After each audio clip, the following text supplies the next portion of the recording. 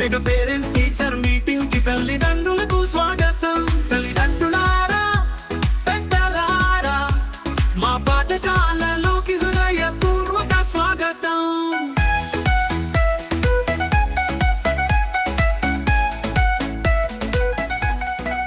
మా పాఠశాల గౌరవం, మీ ప్రేమతోనే మాకు కీర్తి సంపదలు సాధ్యం. తల్లిదండ్రుల సలహాలే వెలుగులు, గురువుల